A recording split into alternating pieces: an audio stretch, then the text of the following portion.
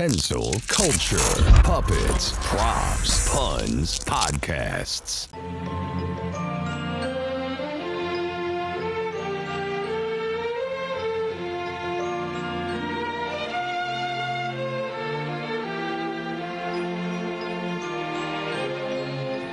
Hey!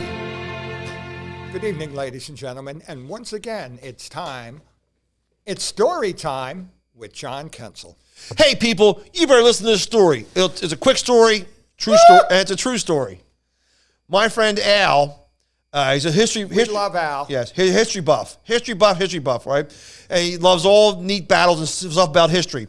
He found the guy in Philadelphia who is a World War I reenactor. World War I, okay? This might sound boring to you. Very neat. Doughboy. The war to end all wars. The movie 1917 from a couple years ago, the All Quiet on the Western Front.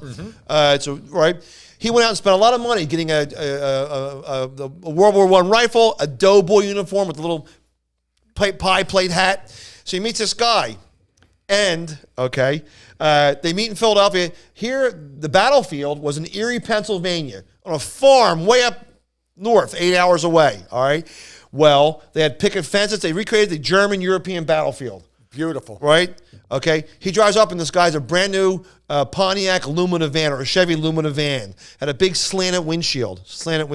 Okay. So they go up there, and he has to go through all training and learn how doughboys, and they slept in those little white pup tents. So they go up there. Okay. The crowd of onlookers, the fans, there's well over a dozen fans. It's pretty interesting, those reenactments, if you haven't seen them too much. It is really neat to see. Well, they look at the European landscape in the middle of World War I, 100 years ago, okay?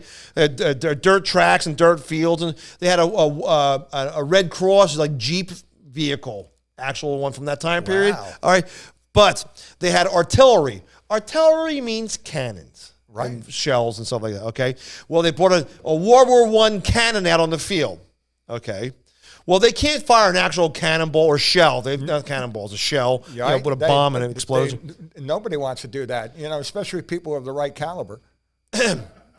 Anyway, so they go up on Friday, they camp out. Next morning, a crowd arrives, and they have to stand back because, there's people... Yeah, doing a battle, right? Real cannon. Right.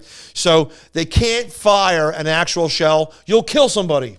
Yeah. So what they did was they got a gas. The law. Yeah. I think it's against the law. Right. He had a concealed cannon under his overcoat. But no, they had a shell, a can. Well, they can't fire a real shell. So what they did was they got a bag of flour. Gold bond flour. Yeah, right? that's because it reproduces the like explosion, yes. And you get a big thing just like it. They would soak it in gasoline, and they would fire it. So you would see a flaming bomb going through the air, and when it hit, boom, the flour would explode, like it hit the ground, explode. Okay, so they go up there, and they do the maneuvers, and then they wheel the artillery out to fire. Okay. Well, I don't know the last time this World War I cannon was fired, 100 years. Well, instead of landing on the field, it overshot its trajectory and went right through the guy's windshield in the parking lot of his Lumina van. Al's? The guy he was with. Okay. And burned it to the ground. Right? Oh, man. It caught on fire like a flaming gasoline-soaked bag of flour. Burned it to the ground. They should have shot a real one and not, Oh, my God. Well, they didn't get home. They're supposed to come home on Sunday They didn't come home until like Tuesday because the guy had to call his insurance company and get a replacement car. Imagine that phone call. Hello, Geico or whatever. The darndest thing happened. A gasoline-soaked bag of flour. No way. All right?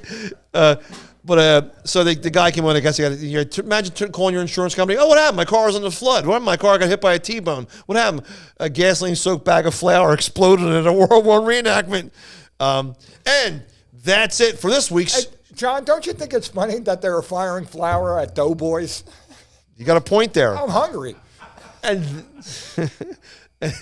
and that's it for this week's story time with John Kensil. John Kensil story time.